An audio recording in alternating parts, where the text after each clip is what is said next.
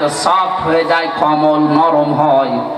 এটা ডাউন করার পরে ফল করে দেয়। বাচ্চাগুলো ওর নিচে যে একটা কিচির মিচির আওয়াজ দেয়, এটারে বাংলায় বলে অনির্বচন সুখ।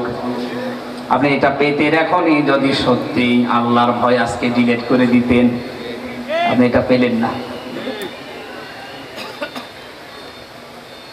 যেটা দেখার কথা চোখ দিয়ে আপনি ওটা দেখেন না, যেটা না দেখার কথা নিষিদ্ধ ওইগুলো দেখতেছেন। আল্লাহ বলেন তাকাও, আফালা ইয়ানজুরুনা ইলাল ইবিলি কাইফা খুলিকাত ওয়া ইলাস সামাই কাইফা রুফিআত ওয়া ইলাল জিবালি কাইফা নুসিবাত ওয়া ইলাল আরদি কাইফা সুতিহাত। ওঠের দিকে তাকাও না কেন? এখানে আল্লাহ পাক যে নাজারা শব্দ দিয়েছেন, নাজারা মানে কিন্তু শুধু এই চোখ দিয়ে দেখা না, নাজারা মানে গবেষণা করে দেখা, আর র মানে এই চোখ দিয়ে দেখা। আল্লাহ আফালা ইয়ানজুরুনা নজর দিয়েছেন।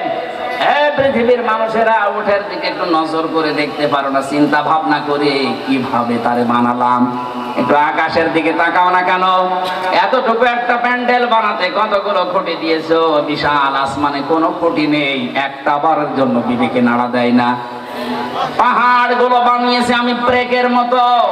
বিশ্বের মানুষেরা ব্রেক আমরা যারা কাঠের উপরে নিক্ষেপ করি, পিটিয়ে পিটিয়ে ঢোকাই, ব্রেক এত বড়, পুরাটা ভেতরে চলে যায়, শুধু মাথাটুকু বাকি থাকে। কথা বলেন ঠিক কিনা?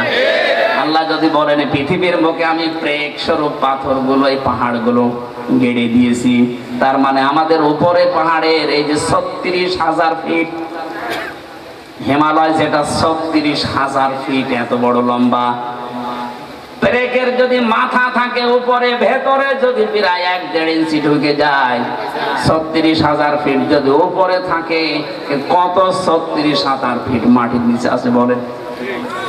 এটা নিয়ে চিন্তা করলে তোর মাথার ভেতরে আমি আল্লাহ সম্পর্কে ভয় আসবে। জমিনকে আমি কিভাবে বানিয়েছি দেখো, একেবারে তোলার মতো নরম করে দেয়নি যে পা দিলে গেড়ে যাবে, আবার শক্ত করে নাই পাথরের মতো যে পা তোমার ফুটো হয়ে যাবে।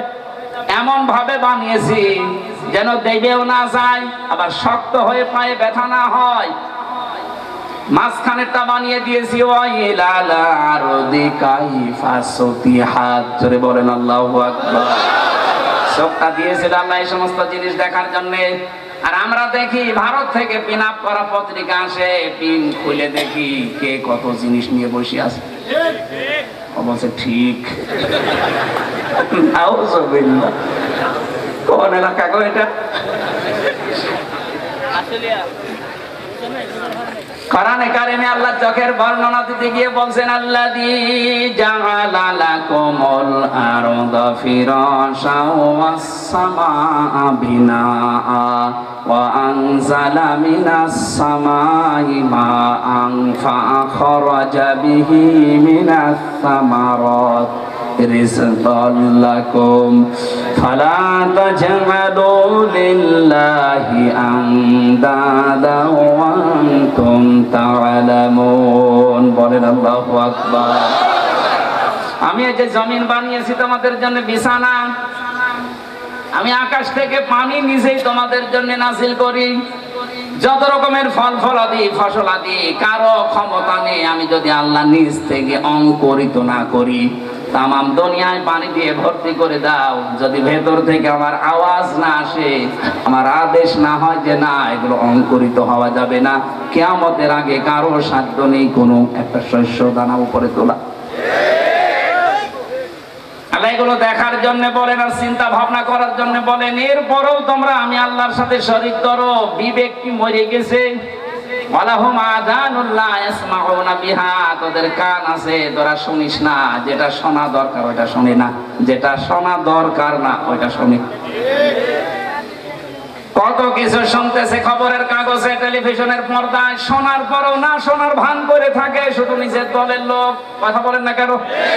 তাছাড়া যদি শোনার পরে না শোনার ভান করে ওই সময় যদি প্রতিশোধ নিত, বিশ্বজিৎ হত্যার এই আসামিগুলো এখন আর জেল খাটতো না, কবরে থাকতো বিশ্বজিতের মতো। আপনি শুনেছিলেন, দেখেছিলেন পত্রিকায়, টিভির পর্দায় ভিডিও ক্লিপ সব চলছে। হিন্দু মানুষ সে বলেছিল, ভাই আমি শিবির না, আমি ফুল হাতা। হাফ হাতা না, হাফ হাতা ছিল না, ফুল হাতা। আর আমরা হাফ হাতা ফুল হাতা বুঝিয়েছে। বিশ্বজিৎকে যে হত্যা করেছে ওই শাওন, আমার সাথে ছেলে ছিল, ও আমার এটা বলেছিল যে আমি যখন কোপ দিয়া আরম্ভ করলাম, আমারে বলছিল যে ভাই আমি শিবির না, আমি ফুল হাতা। আমি বুঝি নাই ফুল হাতা কি।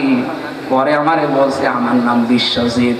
না, আমি মনে করেছিলাম না ওর হাফ হাতা, দিলাম কোপ দিয়ে।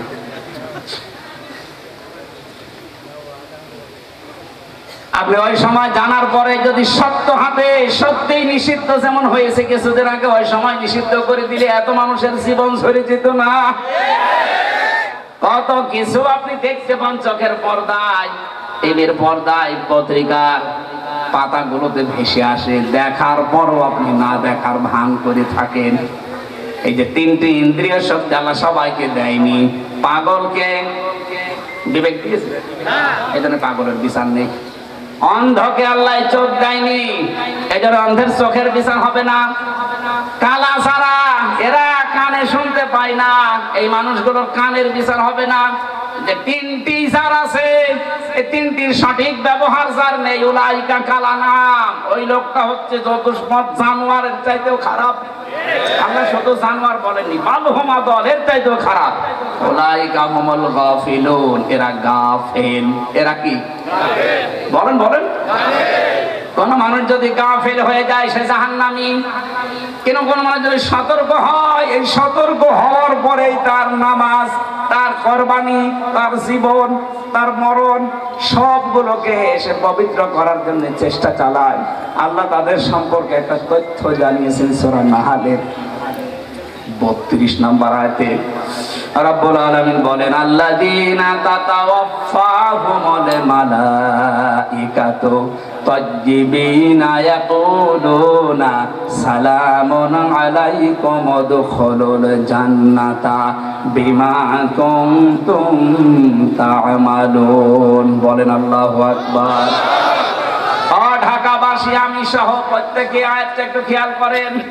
আল্লাযীনা তাতাওয়াফাহুমুল মালাইকাতু তাজ্জিবিনা, ফেরেশতা যখন আসবে আপনার কাছে, আপনি যদি ঈমানদার হন, সতর্ক হয়ে জীবন চালান, বিবেককে কাজে লাগান, ফেরেশতা এসে বলবে কি সৌভাগ্য তোমার, তুমি তাজ্জিবিন। তাজ্জিবিন মানে শুধু পোশাকের পবিত্রতা না, শুধু দেহের পবিত্রতা না, চিন্তার পবিত্রতা। হাজারো মানুষ চিন্তার পবিত্রতা না থাকার কারণে শিরিক করে। এক কথা বলে না কেন? এদেশে বহু শিরিক চলছে, চিন্তার পবিত্রতা নেই। তাই এই জন্য আপনার চিন্তা ভাবনা, আপনার যা আছে দুনিয়াতে জীবন চালাতে যা লাগে সব পবিত্র করা লাগবে। তাহলে সালামুন আলাইকুম উদখুলুল জান্নাতা, ফেরেশতারা মরণের সময় এসে বলবে টেনশন নেই, শান্তি, সালাম গ্রহণ করেন। এমন জায়গায় পৌঁছাবো তার নাম জান্নাত। তার নাম কি? আমি সহ যারা এসেছি, আল্লাহ যেন এই বাগানটাতে আমাদের পৌঁছানোর তৌফিক দেন। বলেন আমিন। আমি নতুন করে আরেকটা বই পাবলিশ করেছি, লিখেছি সৃষ্টি জগতের সূচনা নিয়ে। এটা শিক্ষিত মানুষের কাজে লাগবে। এখানে কোথায় আছে জানি না, গাড়িতে যদি থাকে যাওয়ার সময় শিক্ষিত যারা আছেন এটা পড়বেন, অনেক তথ্য দিয়েছি। আল্লাহুম্মা আমিন।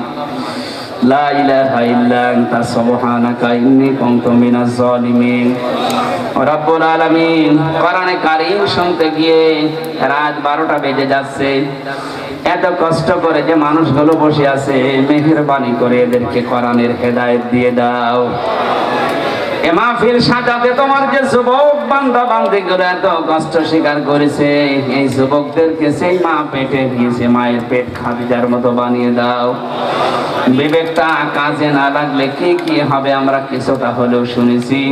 দুনিয়াতে যতদিন বেঁচে আছি বিবেক অনুযায়ী কাজ করার তৌফিক দাও। মা বোনেরা পর্দার আড়ালে আছে, আল্লাহ খাদিজার মতো, আয়েশার মতো বানিয়ে দাও। আমি সহ যারা অসুস্থ আছি আমাদেরকে শেফায়ে কামেলা আজেলা নসিব করে দাও। এই মাহফিলের সম্মানিত সভাপতিকে কবুল করো। মাহফিলের প্রধান অতিথি ডাক্তার দেওয়ান সালাউদ্দিন বাবু ভাই অসুস্থ, আল্লাহ শেফায়ে কামেলা জেলা নসিব করো। যত মানুষ এই অনুষ্ঠানের জন্য অর্থ দিয়েছে আল্লাহ তাদের অর্থগুলো ওসমানের মতো কবুল করে নাও। আল্লাহ রবিউল ইসলাম সহ যত মাওলানা আবুল কাশেম, যত আলেমরা এখানে বসে আছে আমি নামও জানি না, যত আলেম এখানে এসেছে আলেমদেরকে তুমি মঞ্জুর করে নাও। আগামীর বাংলাদেশ তুমি কোরআনের হাতে আল্লাহ তুলে দাও। বারাকাল্লাহু লানা ওয়া লাকুম ফিল কোরআনিল আযীম। মরণ আসলে আমাদের জবানে তুমি জারি করে দিও লা ইলাহা ইল্লাল্লাহু মুহাম্মাদুর রাসূলুল্লাহ।